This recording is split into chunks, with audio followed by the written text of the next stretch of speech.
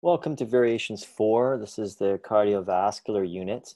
We're going to be covering questions 1 to 5 in this video, and that's essentially talking a bit about pulse pressure, a bit about angina, and finally cardiac enzymes, markers for cardiac damage. Okay, so first a bit on pulse pressure. Pulse pressure in and of itself is a fairly simple concept. It's this: pulse pressure is calculated as systolic blood pressure minus diastolic blood pressure. Put it on the shelf for now. It's not necessarily something you're going to use a whole lot on a step-down acute medical or general surgical ward.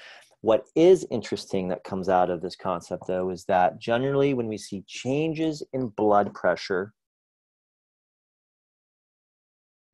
the greater changes are typically on the systolic level. So the number on top, if we have 120/80 and I tell you the patient's blood pressure is going up, you're going to see a greater change in that top number than you are at the bottom. You might see them go up to 140/90. So as you can see, the top number has changed more, the systolic. Same thing with drops. We usually see a greater drop in the bottom number. Why is this significant, and what is the practical implications of covering a point like this?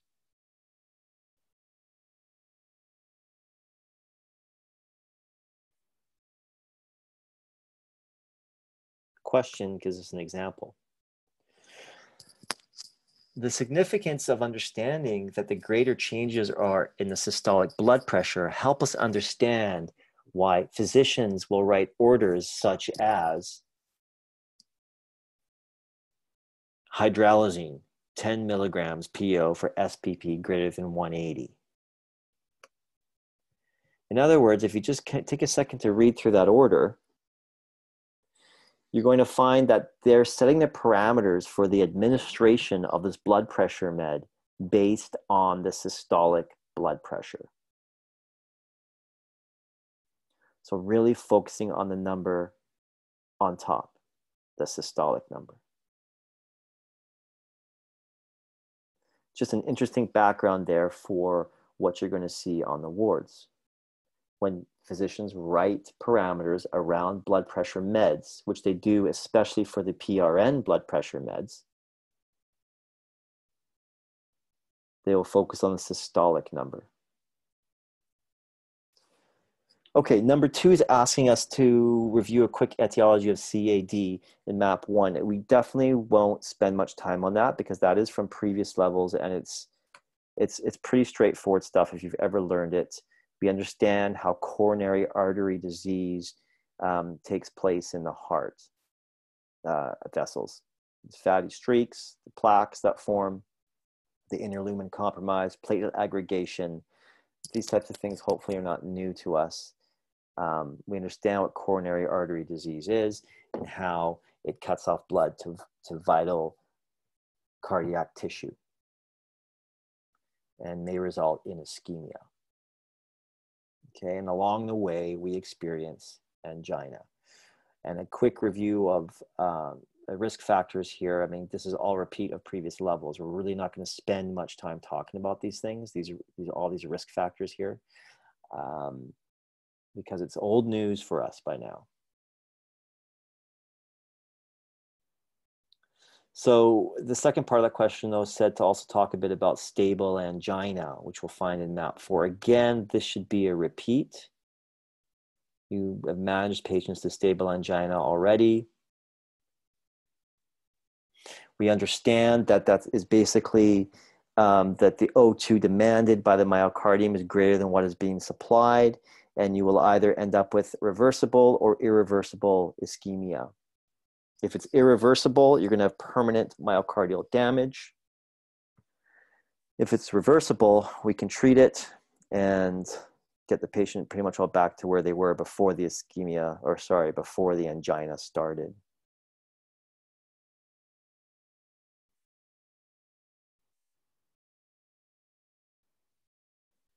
Okay, the next question asks us to look at the unique features of unstable angina. So now we're getting to a little more acuity here because these patients are a bit tougher to manage. Why is that? Let's look at map 6 to find out why are these patients more difficult to manage. Lots of good review here on stable angina, which is honestly should be second nature by now in terms of the symptoms, in terms of the treatment, nitroglycerin, rest, etc., etc. It's all pretty much straightforward in this diagram and review. The unstable angina, there's diagnostics for stable angina. Again, pretty much review stuff, ECGs, cardiac enzymes. We'll talk a little bit more about this stuff.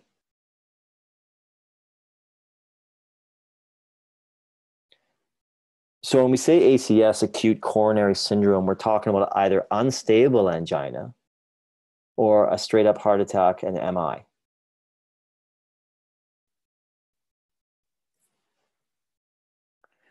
Okay, so for unstable angina, here's the characteristics that separate it from angina. How does it differ from angina? Unstable angina differs on these 4 points.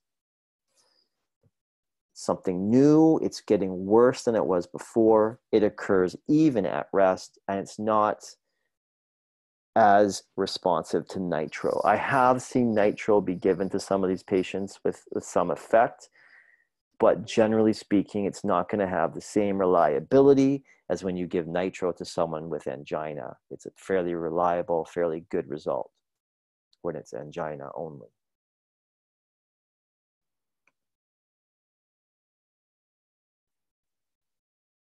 Right, the next question asks us to look at the map 7 and to make sure we understand those points. So let's skip ahead here just for a second here and go to map 7. So we're looking at an MI. If you think MI and we start to look at this diagram, I think a lot of these points would make sense. We've learned these symptoms before in terms of an increase in temperature, diaphoresis. Again, is the patient going to present with all these symptoms? Maybe not, but they could present with any of them. Why the confusion? Of course, it's the pain, it's the sudden onset, it's the anxiety, it's the decreased perfusion to the brain, secondary to the compromised cardiovascular system. Same thing with anxiety. Expect changes in vital signs. JVP is jugular venous pressure.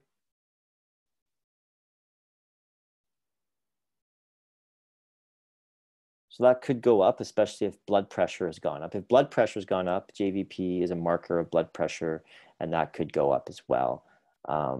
Of course, you could also have an MI because someone's totally, bleeding out and there's not enough, then I'm not sure JVP would go up. So it really depends on what the blood pressure is doing. You could technically have an MI under either circumstance, increased or decreased BP, but very often, unless your patient's bleeding to death, very often it's accompanied by increased blood pressure. ECGs is kind of pretty typical.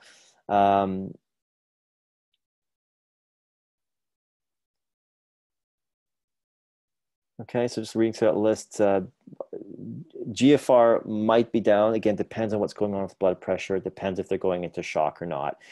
Some of these things are not really priority. Let's be honest. I don't really care about the GFR if a guy's having a heart attack, but it's just interesting to note we're going through all the symptoms here. Like same with indigestion. Why indigestion? Because blood is being diverted from non-central areas to areas of great need, like the brain, the lungs, and the heart. Cardiac enzymes we'll talk about in a minute. Could be crackles, could be pulmonary edema. Again, it depends on what's going on with the blood pressure. And if you're wondering how that plays in, just refer back to our first unit on fluid shifts in the body and blood pressure. Okay, so just some points on the points above. What causes that increase in blood pressure? Typically, it's the epinephrine released, which causes vasoconstriction. It's also the fact that the body is going into fight or flight mode because it's panicking, because perfusion is decreasing and there's now pain in a part of the body too. So it's kind of all these things. As I was trying to explain above, initially your heart rate and BP may be up, fight or flight, but there could be decompensation if the patient's left too long, and then BP starts to drop as the heart weakens or even becomes more and more ineffective. So if you have right side heart failure, where does the blood build up? Well, don't forget, right side heart failure is is where the blood comes back from the rest of the body before it's pumped out into the lungs, or the pulmonary area. So if you have right side failure, you can get buildup of blood, a backing up of blood in the lower extremities, but you could also get blood backing up in the pulmonary area too, because you're not able to push it through, and that's why you start getting these crackles, and that's why you start seeing an increase in JVP and edema. Inflammatory process and temperature, sure. Just an explanation of what an angiography is, how we take a look at the coronary arteries through X-ray.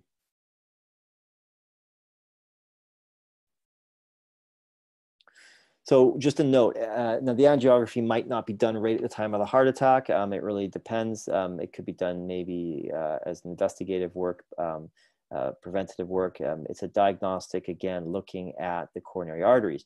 Up until now, I know they're coming up with new ways to do the angios, but it's still pretty popular even now that they go in through the femoral artery. Now, the femoral artery is around the groin region.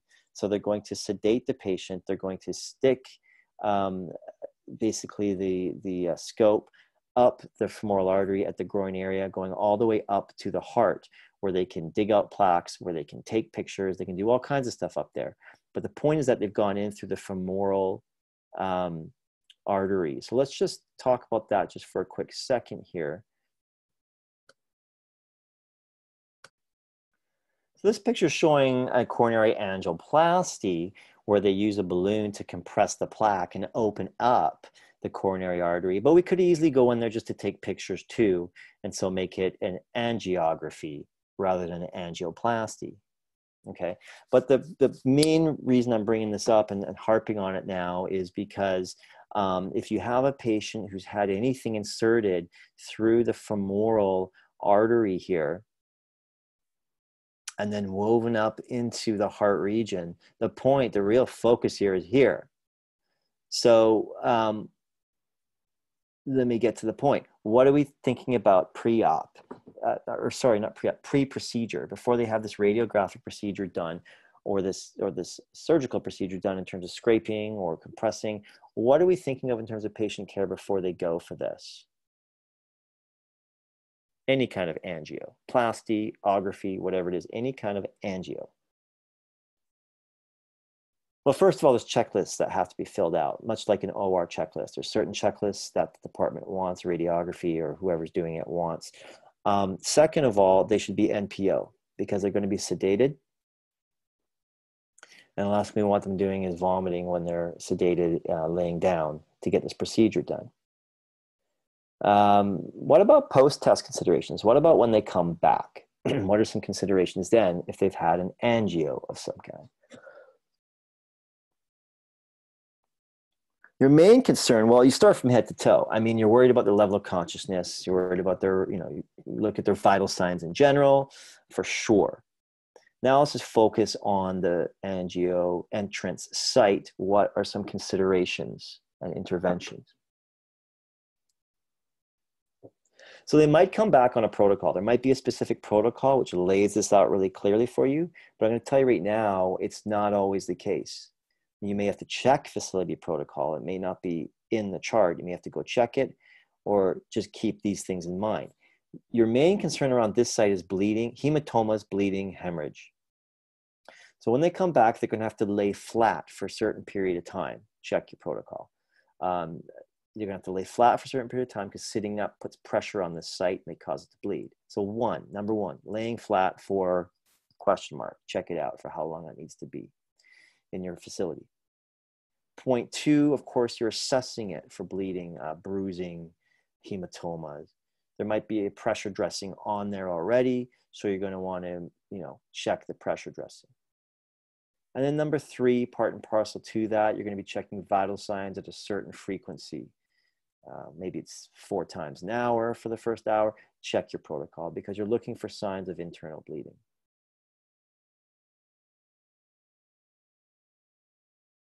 Okay, now they can also go in through kind of through this entrance site here. This has a lot less of those considerations. But for some reason, I haven't seen these done as commonly as at the femoral site.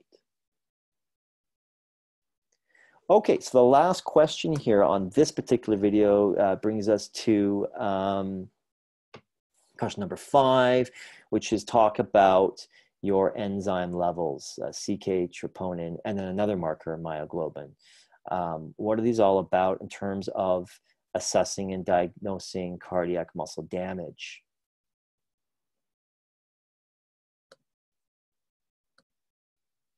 So if we look at this little grid I kind of drew here based on what was in your Lewis textbook, these 3 things are, among others, these 3 things are released whenever there's myocardial damage. That's CK, creatine kinase, troponin, and myoglobin. They're all released. All these 3 things are released when there is, you will notice increases in all 3 of these things when there is cardiac muscle damage. So question for you, which one of these 3 things is the least useful and why? And which one of these things is probably used more often than the others and why?